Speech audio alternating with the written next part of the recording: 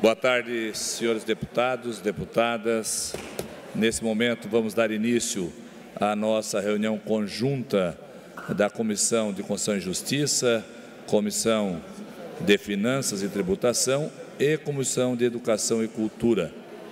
Sendo assim, dando prosseguimento na comissão da CCJ, eu verificado o quórum e existindo o quórum, está aberta a sessão, o trabalho da comissão na CCJ. E comunicando que o deputado Camilo Martins está sendo, nesse momento, substituído pelo deputado Matheus Cadorim. Também deputado Napoleão Bernardes, sendo substituído pelo colega deputado Mário Mota. E justificando aqui através de justificativa, a ausência do deputado Márcio Machado. Enfim, temos quórum na CCJ. Senhor presidente,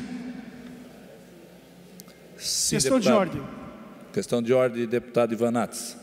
Senhor presidente, senhores deputados, eu observei que na distribuição da matéria, a primeira secretaria da Casa deixou de distribuir a matéria de competência da Comissão de Administração e Serviço Público. Na forma do artigo 80, incisos 2, 4 e 8, essa matéria tem competência da Comissão de Administração e Serviço Público. Não é a primeira vez que a deputada Paulinha exclui a Comissão de Administração e Serviço Público de despachos importantes dessa Casa. Nós já tivemos que ir ao Poder Judiciário, recentemente, com mandado de segurança, para obrigar a distribuição de projetos para a Comissão de Administração e Serviço Público. E, novamente, a primeira secretaria da Casa deixa a comissão fora dessa matéria, que é indispensável. E eu falo em nome da nossa comissão, falo em nome dos membros da nossa comissão, que não há como avançar na matéria sem a participação da Comissão de Administração e Serviço Público da Casa. Em razão disso, solicito a suspensão da abertura dos trabalhos, a análise do requerimento de participação da Comissão de Administração e Serviço Público e, posterior, se necessário, deliberação do plenário a esse respeito, senhor presidente. Muito bem, deputado Ivan, a gente aceita o seu reclame, né? Infelizmente, se não foi conduzido conforme deveria, nós estamos fazendo o encaminhamento do nosso trabalho conforme a distribuição. Infelizmente, se não aconteceu isso, tomamos conhecimento agora, mas é lógico, vamos levar isso ao conhecimento da primeira secretária, deputada Paulinha, e também ao presidente da Casa.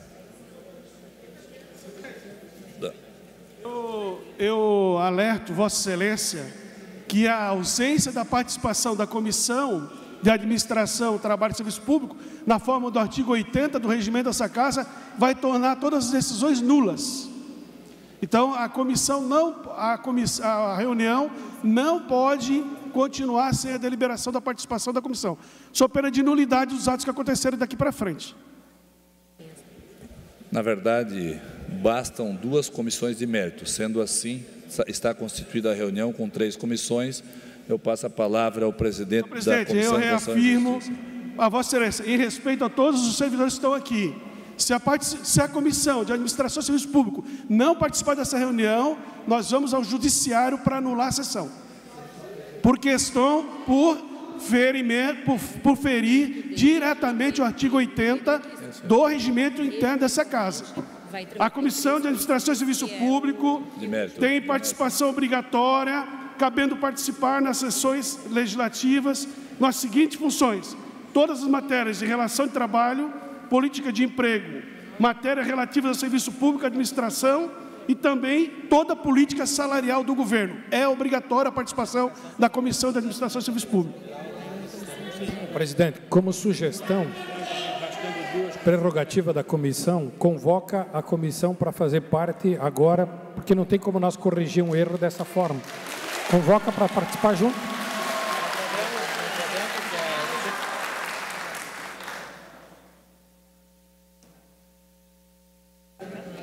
Deputado Fabiano, deputado Ivanácio, o único que pode convocar é a primeira secretaria. Agora, com toda razão, é um direito de buscar a judicialização, mas uma coisa é certa, temos comissões de mérito o suficiente para continuar os trabalhos. Sendo assim, eu passo a palavra ao presidente da Comissão de Finanças e Tributação, deputado Marcos Vieira, para dar sequência nos trabalhos. Senhora deputada, senhores deputados, boa tarde para todos vocês, que bom vê-los aqui na Assembleia Legislativa. No âmbito interno da Comissão de Finanças e Tributação, há quórum regimental para darmos início, em razão das seguintes presenças: presente deputado Marcos Vieira, deputado Lucas Neves, deputado Fernando Crelli, deputado Ivan Nats, deputado Gessé Lopes, deputada Luciane Carminati, deputado Lunelli e deputado Mário Mota. Então, há quórum para dar início à reunião, razão pela qual dou por aberto aos trabalhos. Passo a palavra à deputada Luciane Carminati.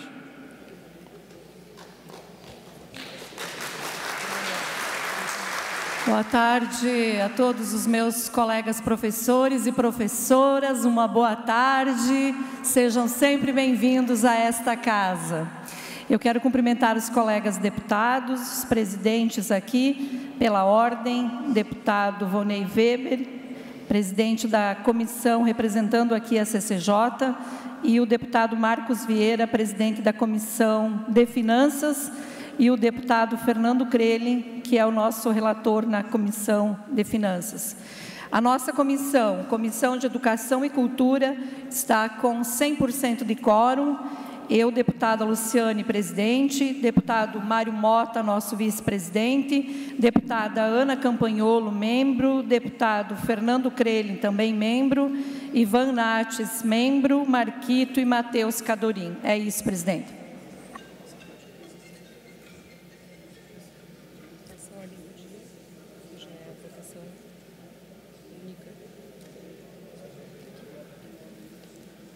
Muito bem, dando continuidade, na ordem do dia nós temos a apreciação de um único projeto, que é o PL 0438-2024, ao qual ele trata-se de projeto de lei de iniciativa do governador do Estado, que altera a lei complementar de número 668 de 2015, que dispõe sobre o quadro de pessoal do Magistério Público Estadual, instituído pela Lei Complementar de número 1139 de 1992, e estabelece outras providências, sobre o qual foi consensuada a deliberação conjunta nas comissões de Constituição e Justiça, Finanças e Tributação e, de igual forma, a Comissão de Educação e Cultura, o qual foi designado relator na CCJ, e nesse momento vou fazer aqui o relatório conjunto vou fazer aqui o relatório da CCJ. Então, depreende-se da exposição de motivos de número 53 de 2024, subscrita pelo secretário de Estado de Educação, que é a proposta de lei em síntese. Objetiva: valorizar os profissionais que atuam no âmbito do magistério, bem como observa os limites impostos da Lei de Responsabilidade Fiscal e os de crescimento da Receita Estadual, bem como a expectativa de impacto orçamentário financeiro da nova tabela nas contas públicas. Ademais, a proposta visa ao cumprimento do dispositivo constitucional que determina a aplicação de 25% da Receita Estadual em educação. O reajuste na tabela de vencimentos atenderá, assim que implantada, o valor do piso nacional do magistério, hoje em R$ 4.580,57, tendo reflexos na totalidade da carreira dos profissionais. Constam ainda dos autos: 1. Declaração de existência de recursos. A Gerência de Orçamento e Custos da Diretoria de Finanças da Secretaria da Educação confirma a existência de recursos disponíveis e a adequação da matéria à Lei Orçamentária Anual, LOA, bem como sua compatibilidade com o Plano Plurianual PPA e a Lei de Diretrizes Orçamentárias, a LDO. 2. Análise do impacto orçamentário, DIOR, número 60/2024. A Diretoria de Planejamento Orçamentário da Secretaria da Fazenda conclui que há compatibilidade orçamentária para a proposta, com suporte no PPA 2024-2027 e na LOA 2024, em relação aos servidores ativos e ACTs. 3. Cálculo de impacto financeiro e informação de número 104/2024. A Gerência de Remuneração Funcional da Secretaria de Administração calculou que a alteração na tabela de vencimento do magistério resultará em um impacto financeiro mensal de 18,7 milhões, anual de 225,4 milhões, em um total de 529,5 milhões no triênio 2024-2026. 4. Deliberação do Grupo Gestor de Governo de informação de número 1393/2024, a deliberação foi favorável à proposta, confirmando sua viabilidade sob os aspectos orçamentário e financeiros. 5. Parecer jurídico, PGE de número 458/2024, o Núcleo de Atendimento Jurídico da Procuradoria-Geral do Estado considerou que o processo legislativo pode prosseguir, tendo em vista o cumprimento das exigências legais e constitucionais. 6. Despacho do Tesouro Nacional, DIT, número 187/2024. O Tesouro Estadual destacou que, sendo uma despesa com folha de pagamento, é importante observar os limites estabelecidos pela Lei de Responsabilidade Fiscal, a LRF. O impacto estimado na despesa com pessoal é de 0,25% para 2024 e 0,48% para 2025, ambos abaixo dos limites prudenciais da LRF, Lei de Responsabilidade Fiscal. Esse é o relatório do voto da Comissão de Constituição e Justiça, da análise da proposição no âmbito da Comissão de Constituição e Justiça quanto aos aspectos afetos ao órgão fracionário. Inicialmente, no que concerne à constitucionalidade, conclui-se que a matéria cumpre os requisitos de ordem legal e constitucional que norteiam a matéria, quais sejam: 1. A competência do Estado à auto-organização. 2. A competência privativa do governador do Estado para dispor sobre aumento de remuneração dos servidores públicos por meio de projeto de lei específico e, com relação aos demais aspectos tocantes à CCJ, quais sejam de legalidade, juridicidade, regimentalidade e técnica legislativa, não se vislumbra nenhum óbice ao projeto em tela. Ante o exposto, no âmbito da Comissão de Constituição e Justiça, é o voto pela admissibilidade de prosseguimento da regimental tramitação processual do projeto de lei de número 0438/2024. Era isso na CCJ. Com a palavra, o presidente da Comissão de Finanças e Tributação. Senhora deputada, senhores deputados, parecer do deputado Volney Weber, no âmbito interno da Comissão de Constituição e Justiça, pelo prosseguimento do feito, ou seja, pela aprovação. Mas no âmbito interno da Comissão de Finanças e Tributação foi designado o eminente deputado Fernando Crelin para ser o relator. Vossa Excelência, com a palavra. Muito boa tarde, senhor presidente, senhora deputada, senhores deputados, público presente, muito boa tarde. Na condição de relator da matéria na Comissão de Finanças e Tributação, concordo com o relatório do deputado Volney Weber, mas faço aqui a leitura do voto da Comissão de Finanças. No que compete à Comissão de Finanças e Tributação, há que se observar o que preceitua os artigos 73 e 144 do Regimento Interno da Assembleia Legislativa quanto à compatibilidade e adequação da matéria às leis orçamentárias, bem como acerca do aumento da despesa prevista com o pessoal. Inicialmente, reproduz os valores estimados para majoração da despesa remuneratória com a proposta em voga.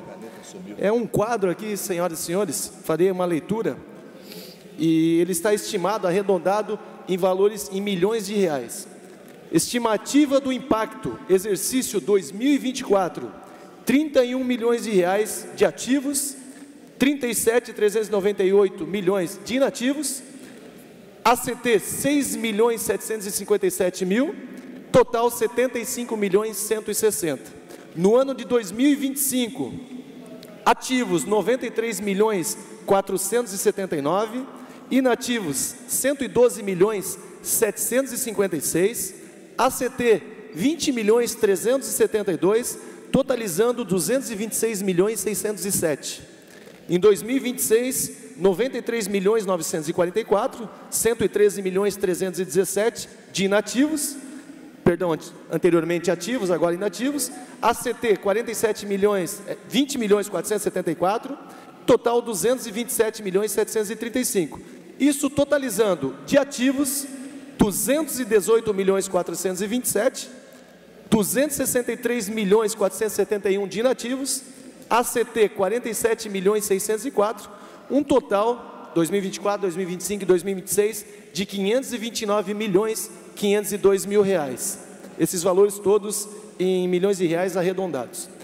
Da análise em servidores em julho, para as senhoras e senhores terem uma ideia, são 18.537 ativos, 29.459 inativos, 39.186 ACTs, totalizando 87.182. Da análise da matéria sobre o viés orçamentário e financeiro, observa-se que o projeto de lei em referência encontra-se plenamente rígido, notadamente quanto às exigências da Lei de Responsabilidade Fiscal, conforme se depreende da exposição de motivos 053/2024, subscrita pelo secretário de Estado da Educação, nesses termos. Os possíveis impactos previdenciários para os inativos e pensionistas foram levantados com o Instituto de Previdência do Estado de Santa Catarina, IPREV. Considerando-se a situação atual e os efeitos de alteração da tabela de vencimentos, o IPREV verificou que o SC Seguro, fundo em repartição, possui saldo suficiente na meta financeira do PPA 2024-2027, bem como dotação orçamentária da LOA 2024 para assegurar o pagamento do reflexo do aumento dos vencimentos na folha de inativos e pensionistas. Ademais, a proposta de lei foi analisada pela Diretoria de Planejamento Orçamentário, DIOR, que verificou a partir das informações extraídas no Sistema Integrado de Planejamento e Gestão Fiscal, SIGEF, que os acréscimos advindos da nova tabela de vencimentos podem ser suportados pela unidade orçamentária contemplada por este projeto de lei. Do ponto de vista orçamentário, a DIOR demonstrou a origem dos recursos para a cobertura do anteprojeto em discussão em relação aos servidores ativos e ACTs, haja vista que no aspecto global há compatibilidade e suporte orçamentário PPA 2024-2027 e na LOA 2024. A Diretoria do Tesouro Nacional, a DIT, demonstrou que isoladamente a alteração da tabela de vencimentos impactará no cálculo do limite de gasto com pessoal em 0,17% para 2024, estimando a RCL em 44,3 bilhões e 0,48% para 2025-2026, com estimativa da RCL de 46,5 bilhões.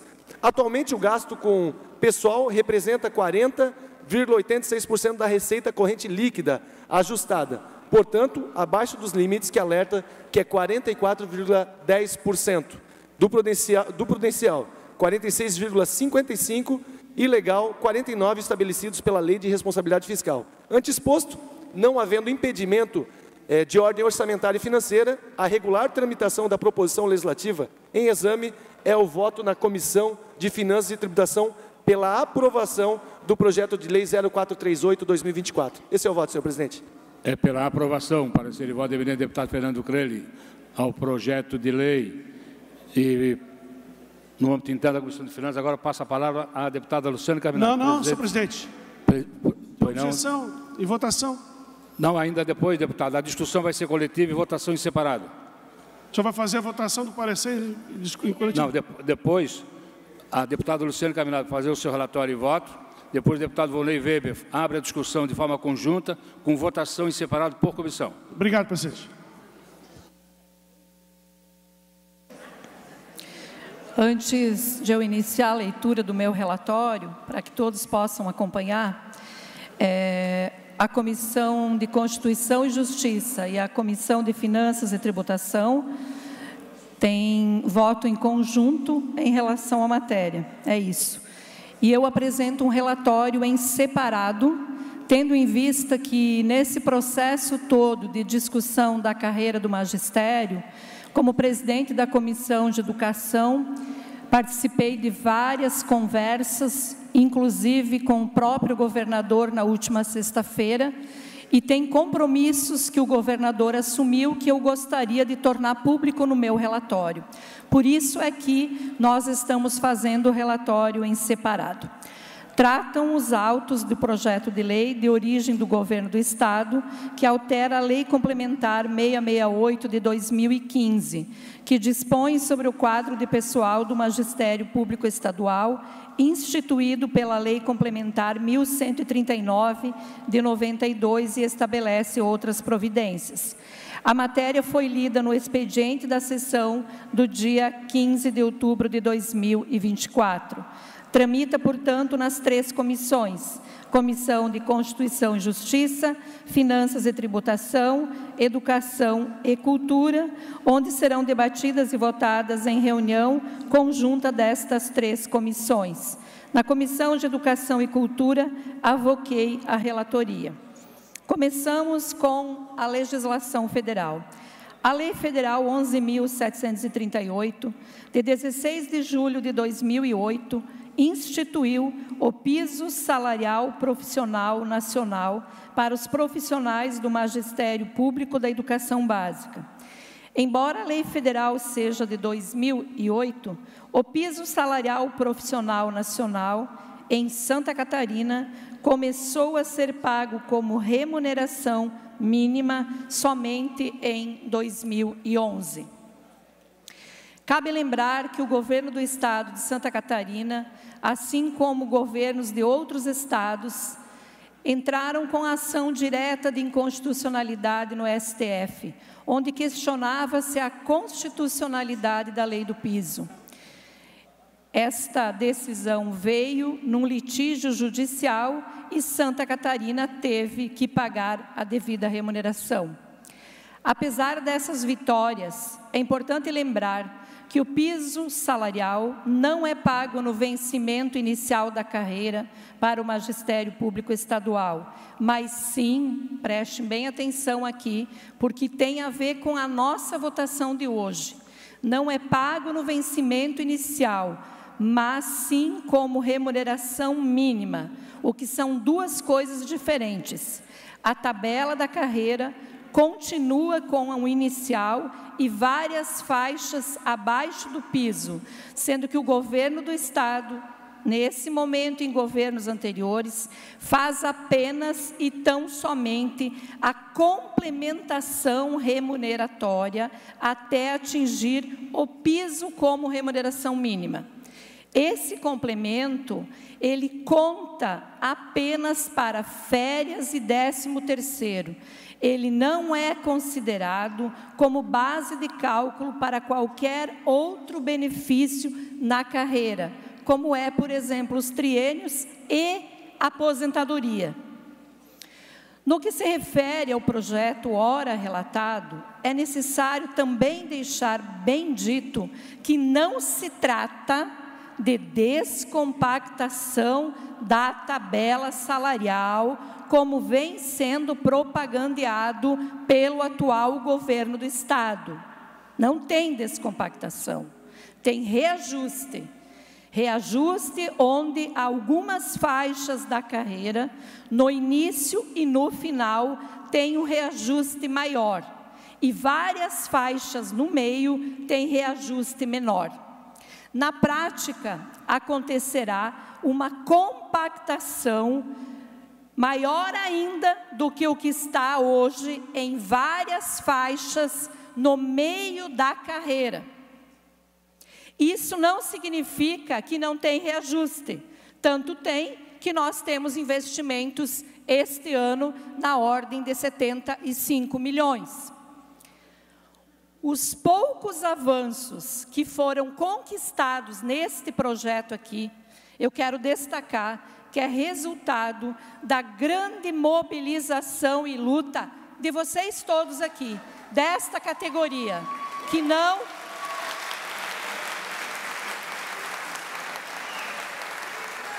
Como eu disse, os poucos avanços, porque gostaria que fosse bem melhor. Não é nem muito maior, bem melhor, já seria muito bom. Associado também essa conquista toda à luta institucional. Vocês lembram, colegas deputados, da sessão em Blumenau, que foi o parlamento catarinense que conseguiu reabrir o canal de negociação com o governo, porque não tinha negociação sobre nenhuma matéria envolvendo a carreira do magistério e as demais pautas. Então, trazendo aqui também essa memória. Quero trazer também aqui outras lutas importantes que têm a ver com a carreira. Uma outra luta é o grupo de trabalho que foi instituído para fazer alterações na Lei 668. Esse grupo de trabalho, após vários meses, desenvolveu uma proposta de projeto com 16 artigos e anexos. Está tramitando aqui nesta casa. Como exemplo também de luta direta, destacamos as caravanas dos aposentados e pensionistas para tratar da revogação do confisco vergonhoso dos 14% nas suas aposentadorias e pensões.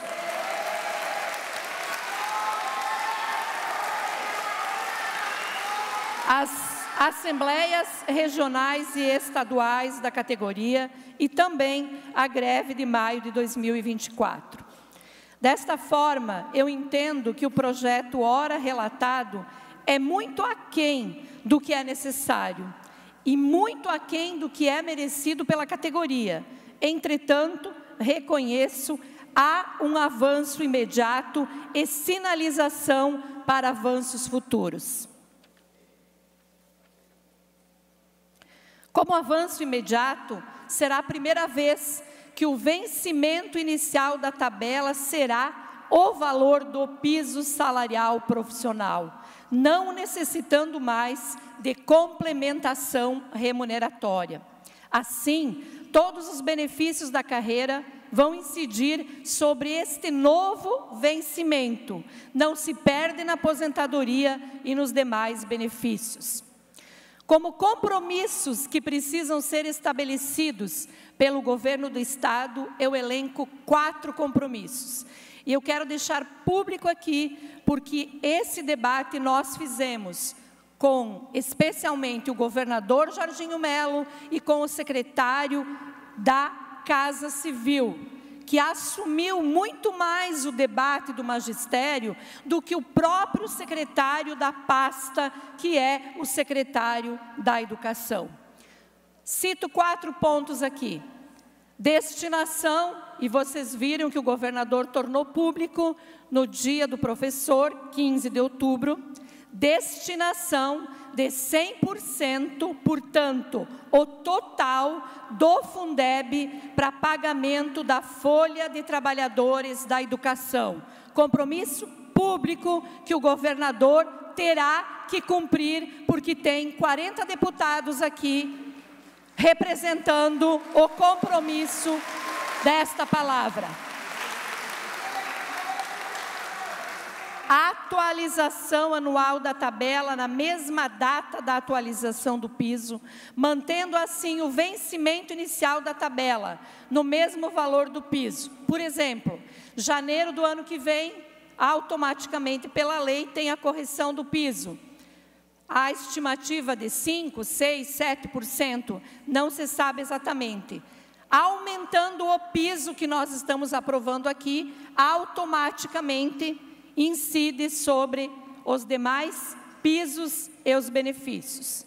Terceiro, em função de 100% 100% da utilização do Fundeb para folha de pagamento, nós queremos, a partir do ano que vem, uma verdadeira descompactação da tabela do magistério.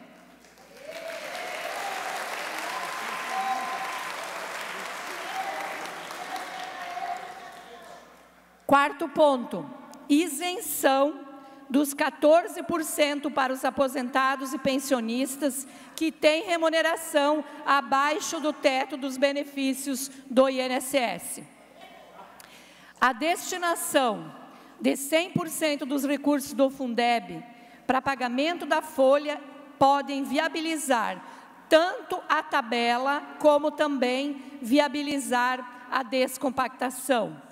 Pelos dados da Lei Orçamentária Anual deste ano, o governo do Estado prevê usar este ano não 100%, 85,1% dos recursos do Fundeb. Na exposição de motivos do próprio governo do Estado, o incremento na folha será este ano 75 milhões, ano que vem 226 milhões e 227 em 2026, totalizando 529 milhões no período. Lembrando que, se é 100% do Fundeb e se esse montante não for suficiente para atingir o Fundeb, o governo tem que fazer uma correção de recursos e aportar todo o recurso necessário para atingir o 100%.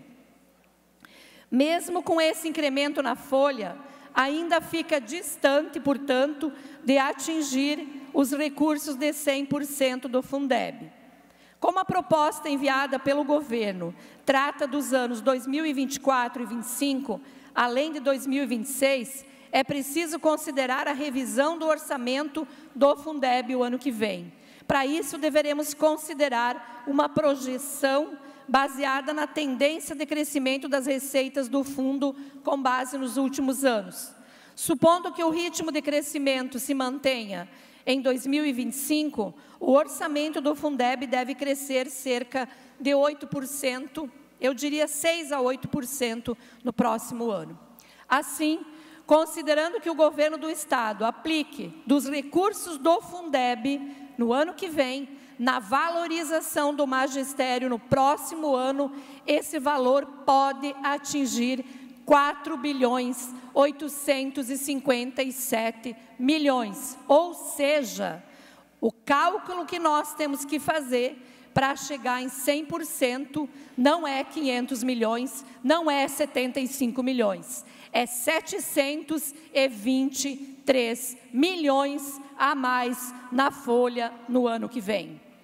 Destarte com essas considerações dos pequenos avanços realizados e do que ainda é necessário avançar, mas sem querer inviabilizar a aprovação do projeto de lei, é que voto pela aprovação da matéria, sem deixar de continuar garantindo o debate sobre as questões que precisam ser cumpridas, conforme mencionei. Ante o exposto, o voto é pela aprovação no âmbito da Comissão de Educação e Cultura.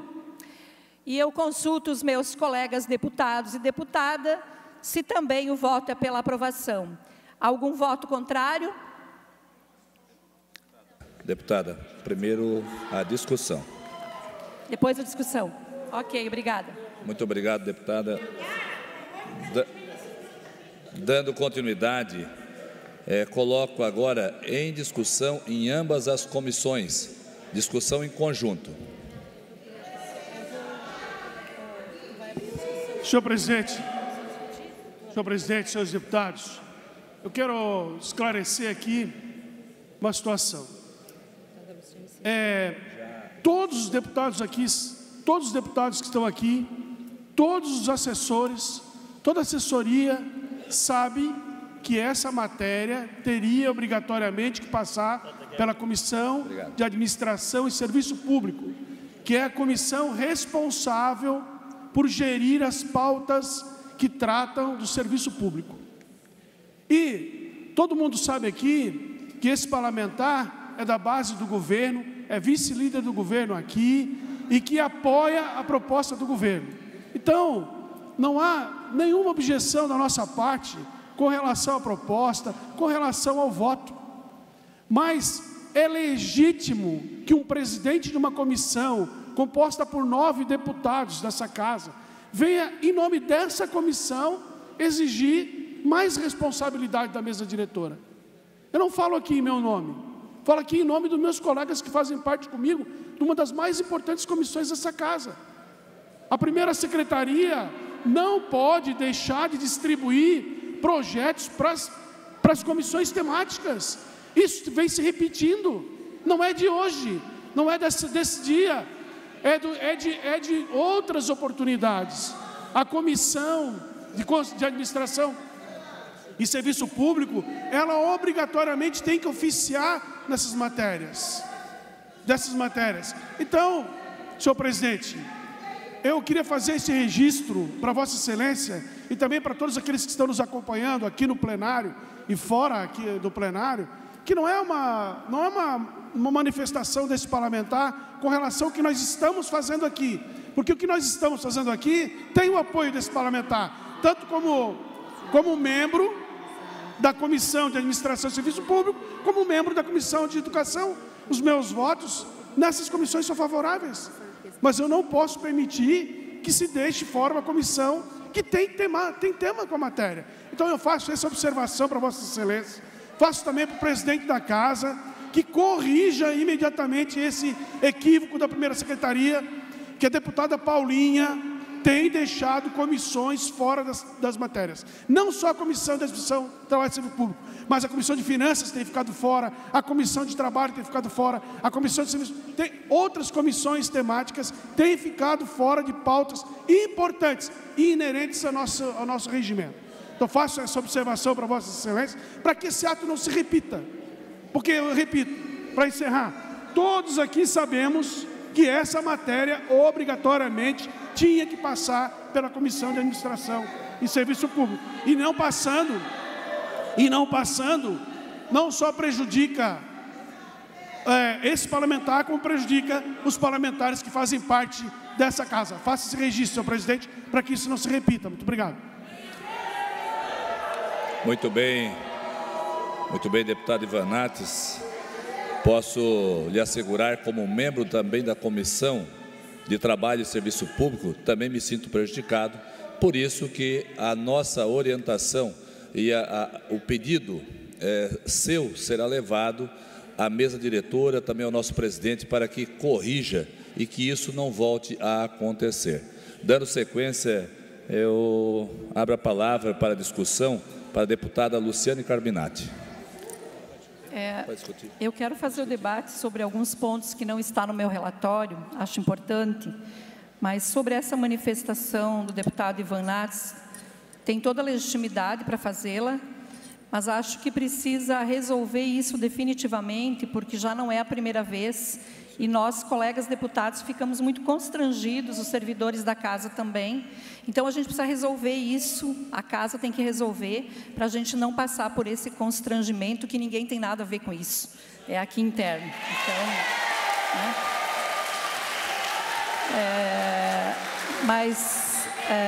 como eu falei, direito do deputado de se manifestar, e eu reconheço isso, mas a casa tem que resolver. Sobre a questão ainda que está em debate antes da nossa votação, é importante trazer aqui alguns elementos, para que a gente compreenda o que é o projeto de lei. Nós trabalhamos com níveis e letras na carreira do magistério. Nós temos quais níveis? Magistério, graduação, especialização, mestrado e doutorado. As letras que vão de A a I, mediante a formação continuada, a apresentação de horas curso e o tempo de serviço. Primeiro eu quero destacar isso. O que o projeto de lei faz?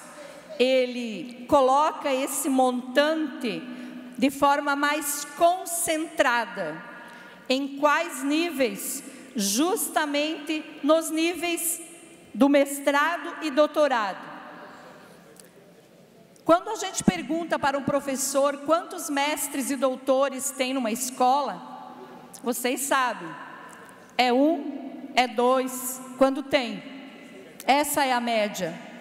Então, quando o governo coloca um piso de 10.868,91 lá para o doutorado, ele está colocando, não é para todos os professores, é para um ou outro onde tem com doutorado. Aonde está o maior número de professores? Especialização. Na especialização. Na especialização, a proposta do governo, na letra I, última letra, é 5.287. Dando um exemplo aqui. É um pouquinho mais que 4.600 do piso para o magistério. Proposta que veio para a mesa do sindicato era nessa letra não ficar em 5.200, em 6.818. Esta era a proposta que a gente não conseguiu avançar. Aí alguém vai dizer, mas deputada, os professores que estudem, como eu escuto muito. Ah, mas eles estudam muito, eles estudam muito, eles estudam tanto e querem fazer. Só um pouquinho. E querem fazer mestrado e doutorado. Mas aí o governo do estado, através da sede, lança um edital de liberação para o mestrado e doutorado com 100 vagas. Já é quase nada num universo, né? Num universo de 87 mil, aqui arredondando entre aposentados e ACTs efetivos. Enfim, 100 vagas. Coloca critérios tão restritivos. Você tem que ter no mínimo 8 anos de magistério concursado e no máximo 18.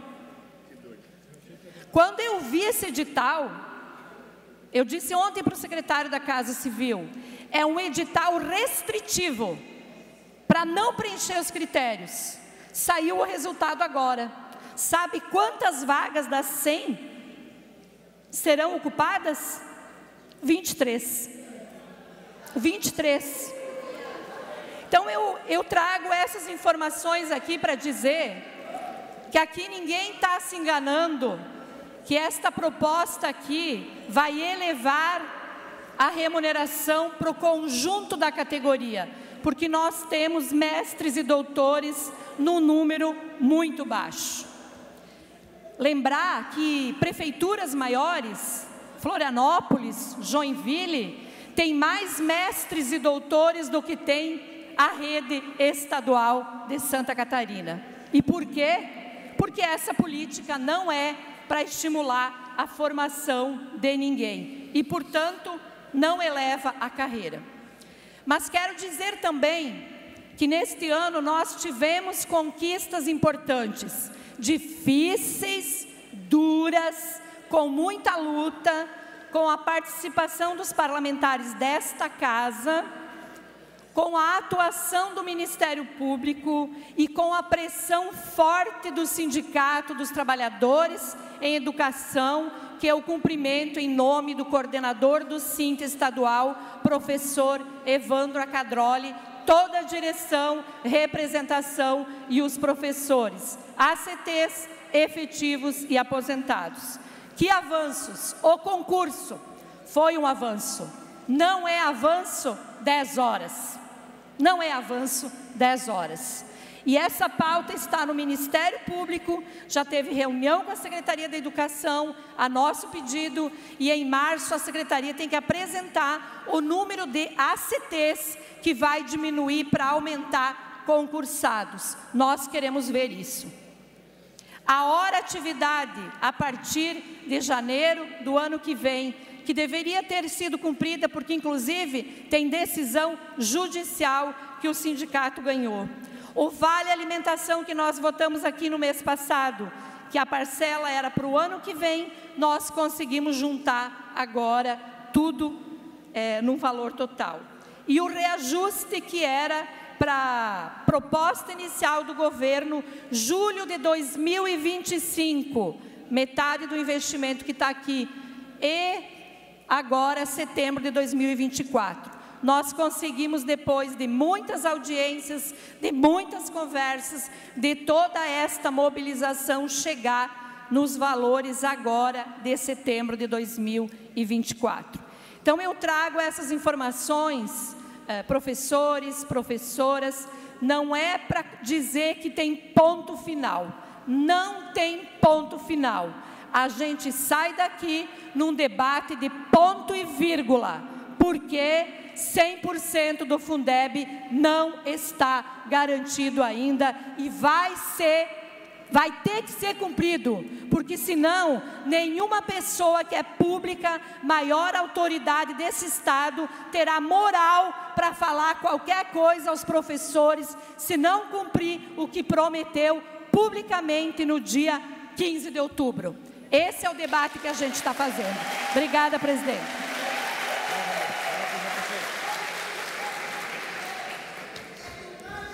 Deputado.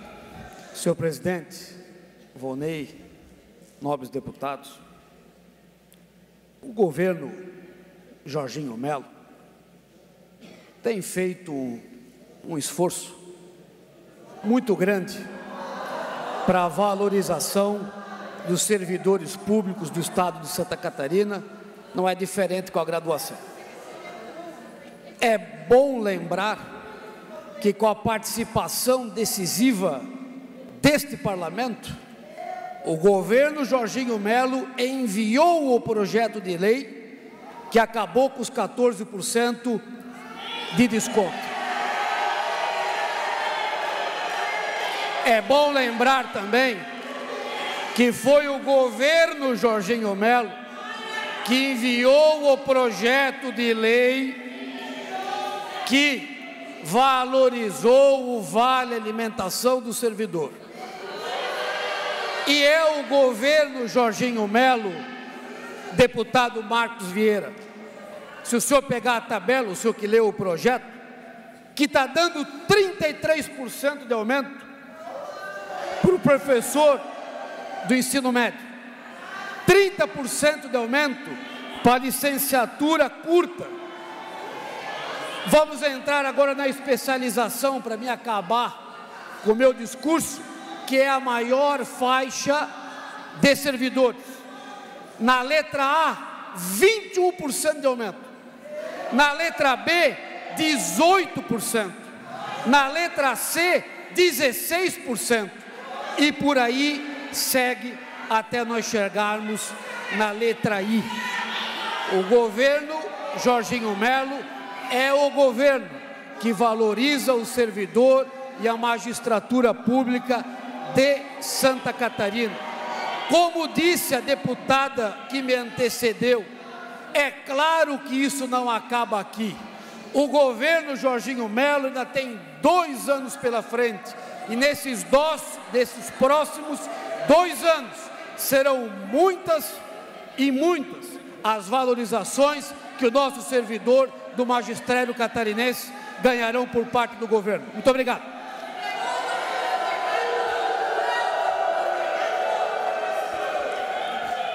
Não havendo mais quem queira discutir, nesse momento eu coloco em votação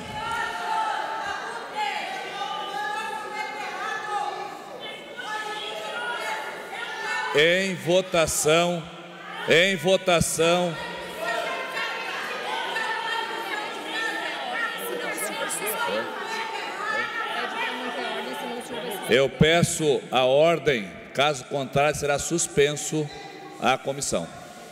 Ou tenhamos ordem, ou acaba o trabalho agora. Então, em votação, na CCJ, consulto os colegas deputados da CCJ, quem concorda com a proposta, permaneça como está, caso contrário se manifeste. Aprovado por unanimidade na Comissão de Constituição e Justiça. Passo a palavra ao deputado Marcos Vieira para colocar em votação na Comissão de Finanças e Tributação. Senhora deputada, senhor deputado, não havendo quem queira discutir, coloco em votação. Parecer e voto, deputado Fernando Crelli, que é pela aprovação da matéria. Senhores deputados, concordam, permaneçam como se encontra, aprovado por unanimidade. A palavra à deputada presidente da Comissão de Educação e Cultura, Luciane Carminati, para colocar também em votação o PL de número 438/2024. Coloco em votação o projeto de lei no âmbito da Comissão de Educação e Cultura. Quem concorda, permaneça como está. Quem discorda, se manifeste. Aprovado por unanimidade. Muito bem. Aprovado em ambas as comissões. Não havendo mais assuntos em pauta, declaro encerrada a Comissão Conjunta da CCJ, Finanças e Tributação, Educação e Cultura. Um grande abraço, boa tarde a todos, que Deus nos abençoe.